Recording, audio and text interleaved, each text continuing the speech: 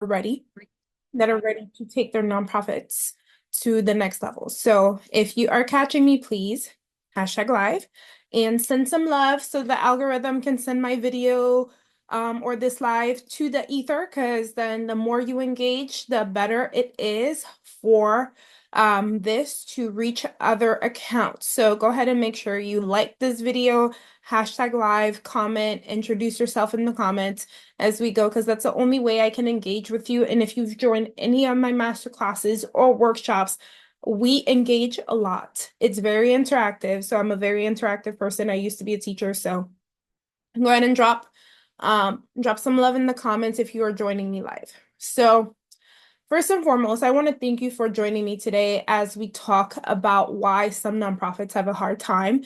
I don't like using the word struggle, so have a hard time with keeping their doors open or increasing their impact in the community. So I'm very excited to be here and have this conversation today about why this is a problem and, more importantly, how to fix it. Because oftentimes we talk about the problem, but I want to address how to fix it to give you some nuggets of what direction you need to go in. And then I'll talk about how I help my clients fix it. And if it's something that's interesting to you, then you can definitely reach out to me and we can talk about it. So, for those who don't know me and who are new here, my name is Stacey Volsi, and I've been in the nonprofit industry for over a decade, so 12 years to be exact. And I've been working with nonprofits in different ways to help them overcome challenges, whether it's inconsistent funding, chaos with their operations. Please let me know who it is. This thing doesn't tell me who it is. If I don't catch the picture, please let me know. So operational chaos or struggling to connect meaningfully with their communities. So these are all issues and challenges I've helped my clients with, right? I've seen it all in the nonprofit industry because some of them run on fumes, some of them run with the bare minimum, and the founders are the ones that are funding the organization, which is very, very difficult to sustain, right? And there's some that are held together by passion and they're missing the systems that they need so the organization can move forward, which is also another issue I am seeing in the nonprofit industry, right? Like the systems are non-existential and it's causing more issues than there need to be, right?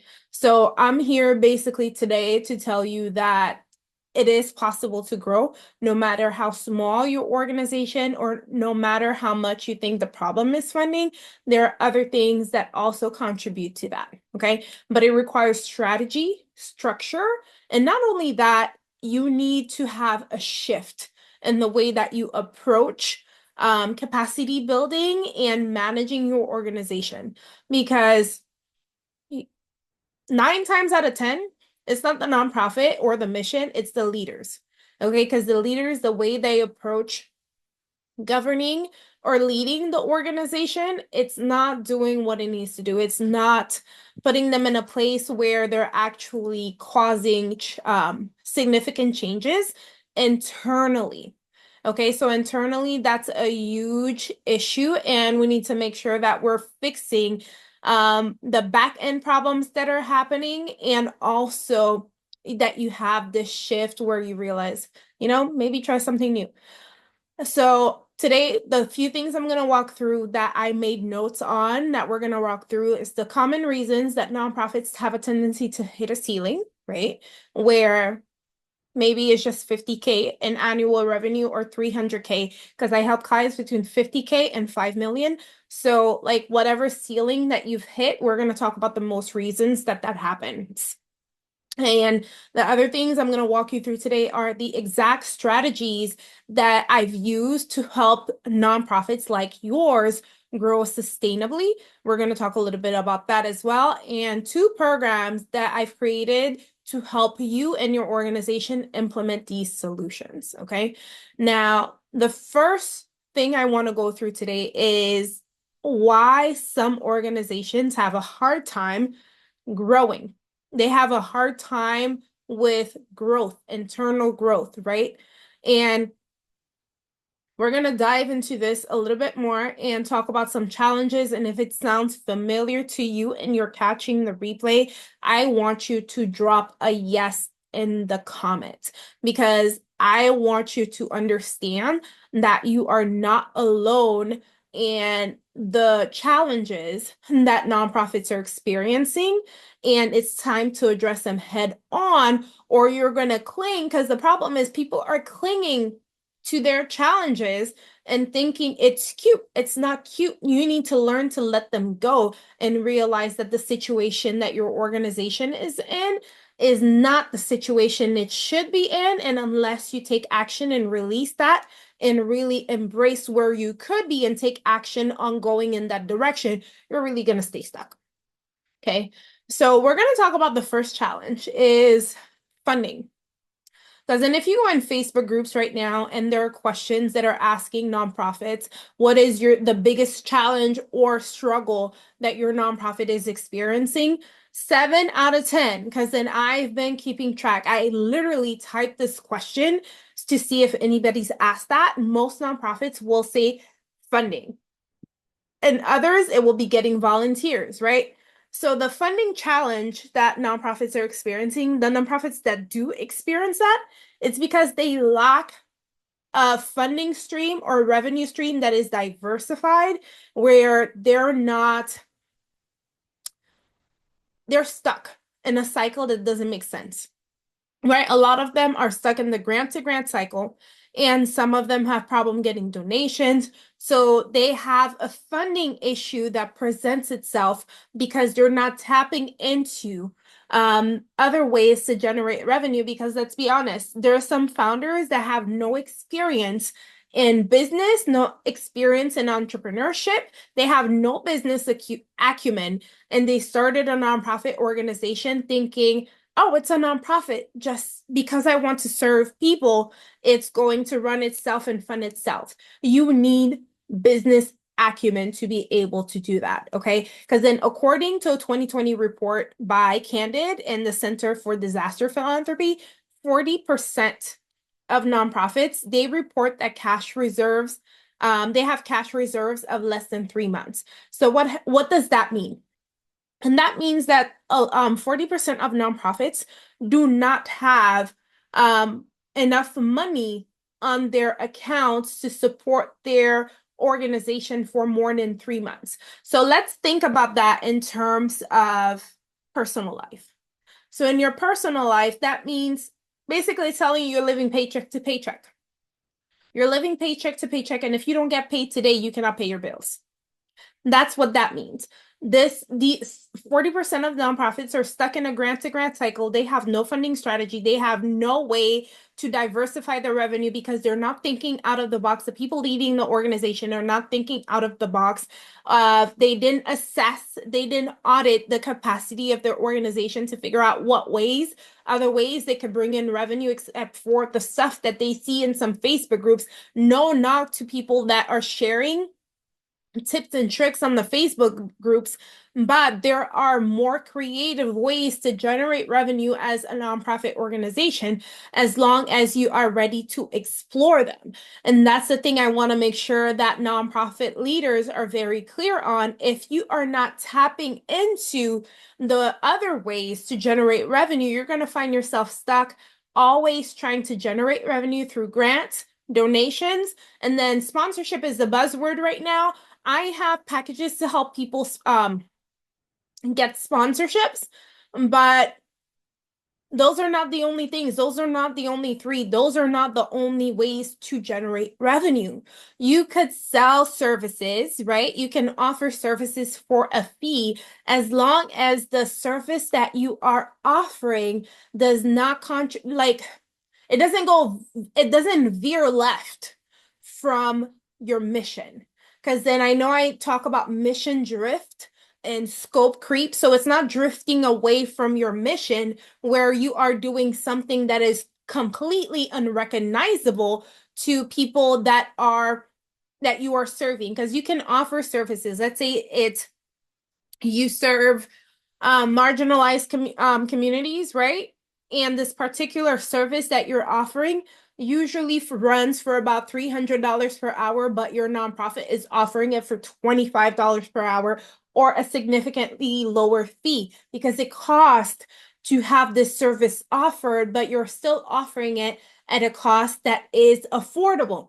That is something that you can do. Now, if you want to offer it free to people that you serve, you can offer it full cost at somebody, to somebody else. Maybe the other individuals that are within a certain average median income, their AMI is a little bit higher. Maybe you need a process, a case management process.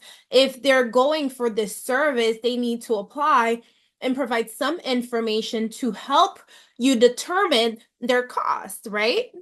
Again, that's something that you need to determine, but get out of the box to be able to do that.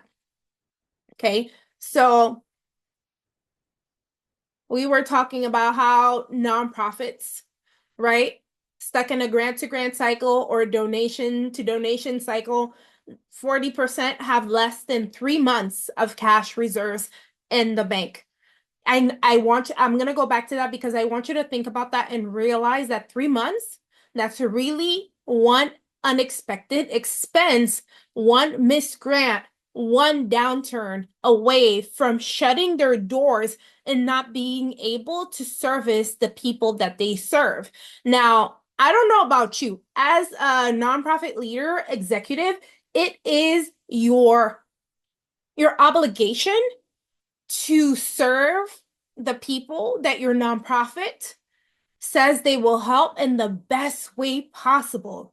Now, if you are experiencing these challenges and not trying to figure a way out of it because you are stuck in like, oh my God, we're not going to make it. We need a donation right now. We need a sponsorship right now. And you're not taking actions to actually make that happen, that is definitely a red flag for me because a leader is supposed to take decisive action and intentional action that actually leads the organization to the next level. So I really challenge you to challenge the way you think about what you're supposed to be doing with your nonprofit organization so you can get yourself to the next step. That is really something I want you to consider. And I really think is really important for your nonprofit organization to do a great job at that. So with that said, I'm gonna keep going about the next issue or challenge that comes up that you need to assure that you're addressing, right? So the next one is operational inefficiencies.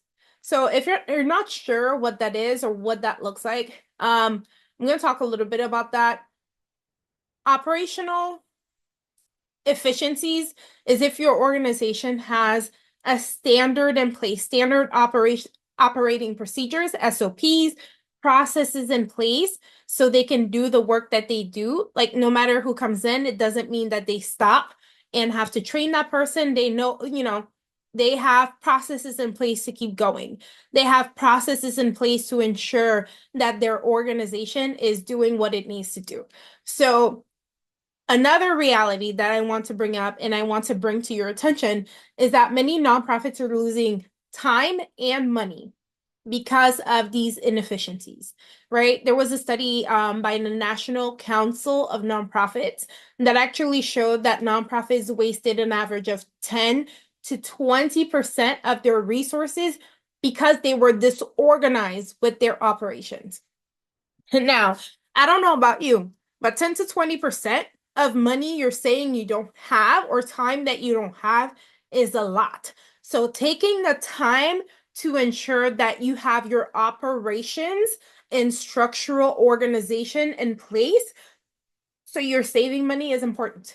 Okay, because then that's going to save you 10 to 20% on the back end so you're not wasting money on things that you don't need. Now, an example for that. Let's say that you have no way to track the items, right? Because then that happened recently with an organization, a client I had. They're not tracking what they have, like their inventory. They have no way to track that. And then they purchased an item again. And I'm like, no, you do have this item. Because then basically you just wasted $300 purchasing it again and you had it. It was just at one of your staff members' house. So you purchased another one. So these are examples of how nonprofits are losing money because of these inefficiencies. There's no tracking system, there's no processes, they don't have the tools in place. They're working harder and not smarter, and that's causing them to be in a space where they're losing funds, they're losing money. So you have a funding challenge, but also operational efficiencies. That's like problem on top of problem, and that just exacerbates the whole situation. And that's not something that I want you to be in. So that's issue number two, right? So issue number one was funding challenges. Issue number two was operational inefficiencies. Operational inefficiencies will also affect another problem I've seen that nonprofits share that they have is getting enough volunteers, because let's say volunteers come in, how do they know what they're going to do? That means somebody on the team not only has to train them, you don't have a manual in place as to what they can learn. So you're just like spewing random facts at them of what they need to be doing at the event or what you want them to be doing, because really you have no idea what you're supposed to be doing because you had nothing in place. So that's wasting your time, your money, the volunteers' time as well. Okay. And the next thing that is on my list of things that nonprofits have a challenge with is community engagement.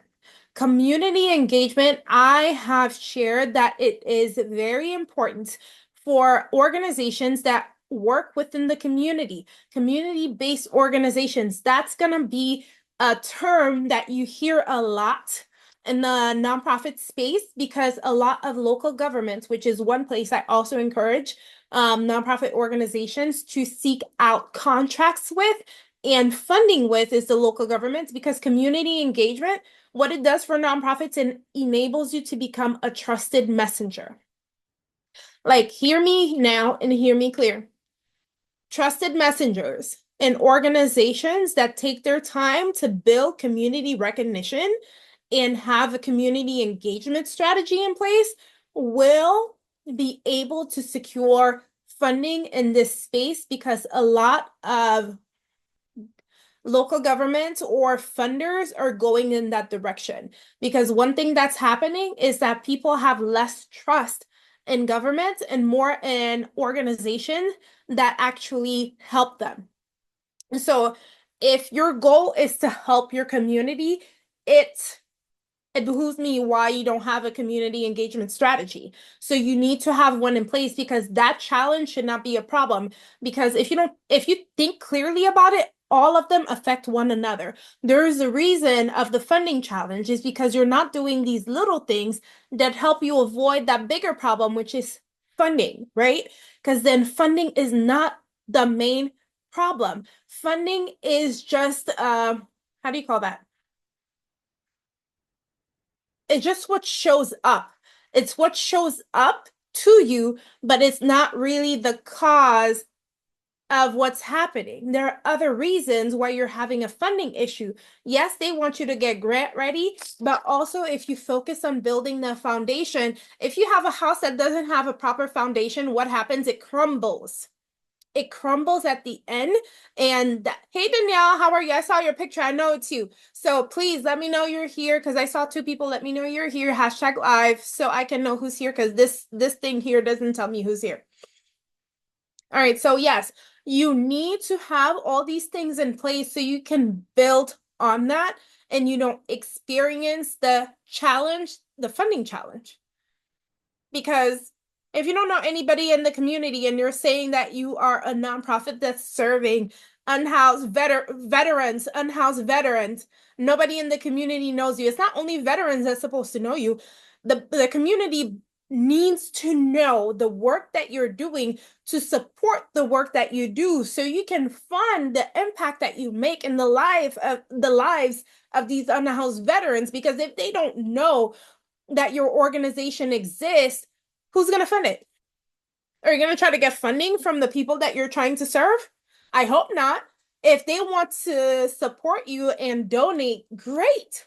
But those should not be the only people that you're seeking funding from, because you need to start engaging with other people in the community to ensure that you are building a support system and network to support the impact and the work your organization does, right? So the nonprofits that have a challenge to connect meaningfully with their communities, that's something that you need to address, and you need to address it now. Because without clear outreach strategies or partnerships, one thing that's going to happen is you're going to start missing the opportunity to amplify the work that your nonprofit is doing and gain the recognition that's necessary. And remember, I said all these small challenges that I'm bringing up, they're the ones that contribute to the funding challenge that you experience that's very apparent.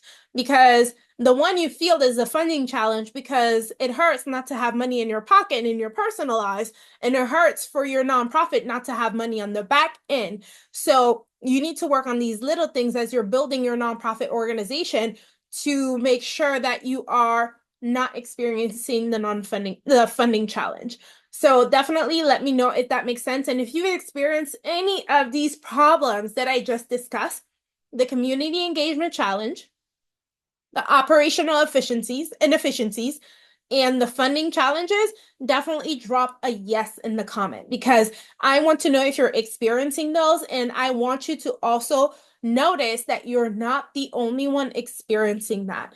And if you don't want to drop it in the comments, shoot me a DM. We'll talk about it, okay? And a solution, or we'll talk a little bit about what's missing and how to fix this, because that's one thing I told you at the beginning. Let's not only talk about the problems and the challenges, but let's talk about how to fix it. Okay. The truth of the matter is that a lot of these challenges are not only challenges that your nonprofit is experiencing, because they're just symptoms of a bigger problem. A bigger problem that nonprofit leaders, not all nonprofit leaders, understand. It's called a lack of capacity building. And there's a reason there are some foundations and some grantors that offer capacity building grants, because some of them understands that smaller organizations, grassroots organization, they experience a capacity problem that needs to be corrected or that needs to be fixed to ensure that they're able to amplify their work in the community, right?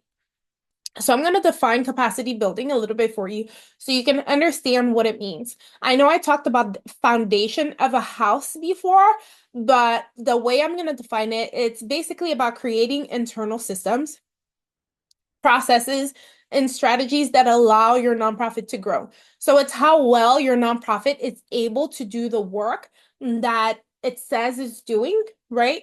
So foundation of your house.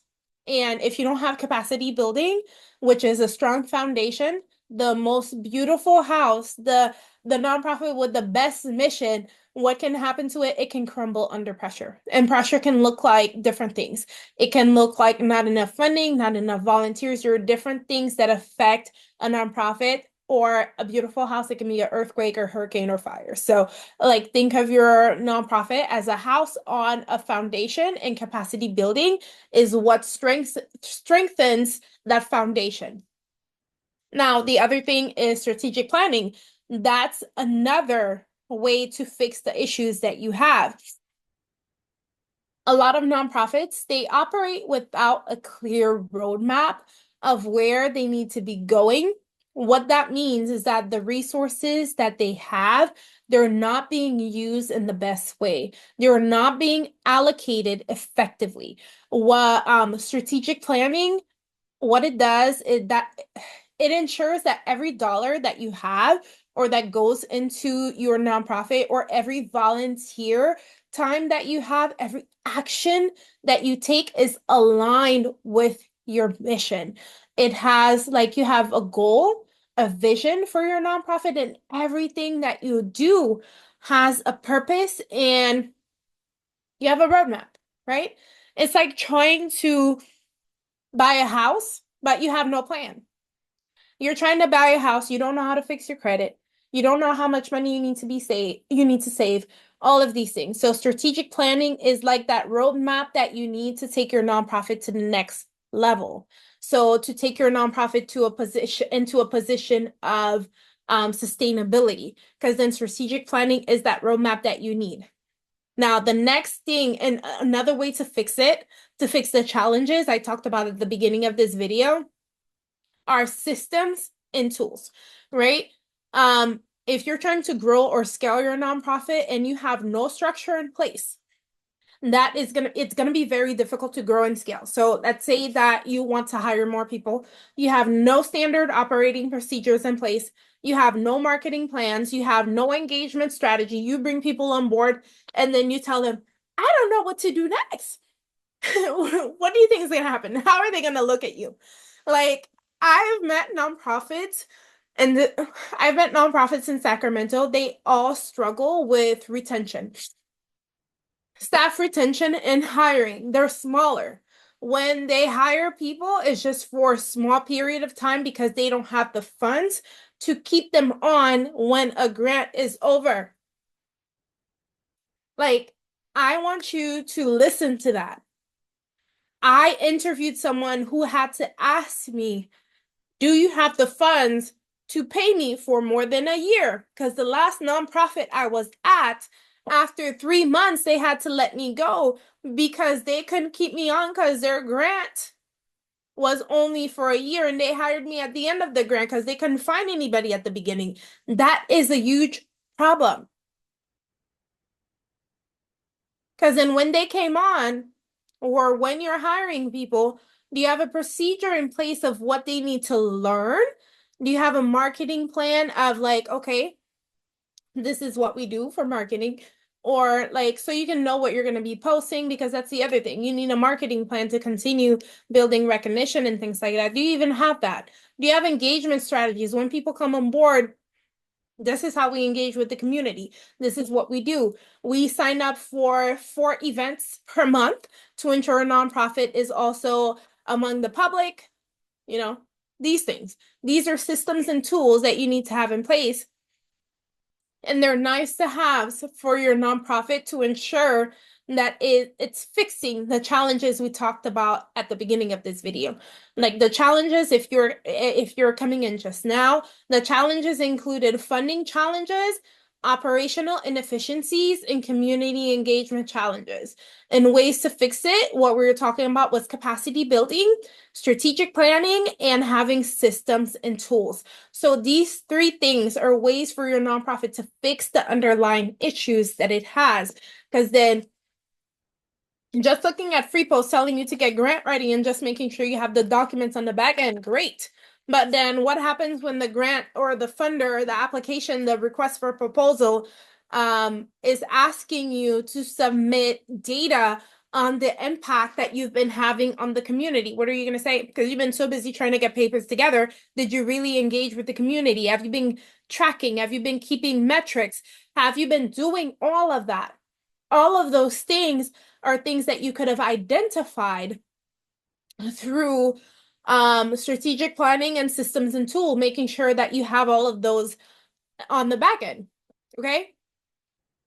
So let me know if that makes sense to you. I'm gonna take give me 10 seconds to take a breath. I'm still sick. I've been sick for 3 weeks. That's why I didn't go live for 2 weeks. So give me a second to type and then we'll go from there. All right. Whew. Yeah, y'all, I've been sick for 3 weeks. Those who know. It's like I got over it, and then last Monday I woke up coughing again. So it's like the whole thing starts over. So if you're experiencing a cold and flu right now, I would not wish that on my worst enemy. And I don't even have an enemy. So whoever it is, I wouldn't wish that on you, okay? All right. So a few things I want to share today. Of how I help my clients and why I created the capacity building accelerator. Because one of our signature service was to help nonprofits like yours, like really navigate through this. So I'm going to talk about two of the offers that I have to basically give you the opportunity to know where to go. Because then these are issues that you should not be going through these things, and you should get the support that you need. So the capacity building accelerator is our signature offer. It's our signature service. It's very high touch, where we're working closely and It's an 8-week program. It's designed for nonprofits that are ready to scale strategically. So honestly, if you are making more than 50,000, I will say 100,000 in annual revenue. What you're going to walk away with is a tailored growth plan. So we're going to work on a strategic plan for your nonprofit organization in the first 3 weeks. Hopefully we can be done by week 3. Determine sustainable funding strategies where we'll also meet to, well, in your strategic plan, you're also going to have a funding strategy in place, and we're going to continue working on streamlining your operation for the duration of the capacity building accelerator. And a few things that are happening for the rest of the months is if you enroll now, there's a fast action bonus that ends on December 31st, where I stay on board and continue working with you for the same price for an additional 4 weeks. So instead of 8 weeks, you get 12 weeks at the same price. And so basically, you get 12 weeks of transformation for your nonprofit in 2025, because that's when we would start to ensure that the holidays are not slowing down the work that we're doing. So the capacity building accelerator is the best way that your nonprofit can work with me to ensure that you have the support, the hands-on support that you need. Now, it's lower touch service. It's a self-paced option. The self-paced option that I have for nonprofit organization, it's called the Nonprofit Navigator course. It's a capacity building course, and it offers step-by-step guidance. It's going to include templates, tools, resources, so your nonprofit can build a strong foundation. Now, this course and the templates are also available to nonprofits that join the Capacity Building Accelerator, but you don't get to work with me as often in the course as you do in the Capacity Building Accelerator, because you will have about 6 calls scheduled with me in the accelerator, but in the course, it's a group. There are 2 live group Q&A sessions. So when you're working, if you have any questions, to come live and answer, but also you get the Facebook group to ask any questions. Now, for the Nonprofit Navigator course, well, Capacity Building Accelerator is $4,000 for 12 weeks instead of 8. So that's the price for that. The link to learn more is going to be in the comment. Now, for the Nonprofit Navigator course, that is an 8-week self-paced course, and it starts on January 13th of 2025, and you're going to have 2 live Q&A sessions on February 11th and March 11th. And also you get the Facebook group. Now, until December 25th, it ends on Christmas Day. The introductory price for that is going to be $597, and after Christmas, it goes up to the actual price of $997. So definitely check the link in the comments, because today I wanted to make sure to drop this information at the top of the week to give everybody the chance to sign up for the best option for them, because 2025 is right around the corner, and I'm not gonna lie, I'm not playing games with 2025, and I'm here for it. So what I want you to do next, check the link in the comments, see which one is the best option for your nonprofit. And if you want to secure your spot in the Capacity Building Accelerator, go ahead in that link. Let me know, because then you can secure that. And if you want to do the course, there's an option to sign up early, and you can do that as well. So go ahead and let me know if you have any questions in the chat, in the comments, and we'll talk soon. But thank you so much for joining me. I appreciate everybody coming here and learning how to fix certain issues in your nonprofit.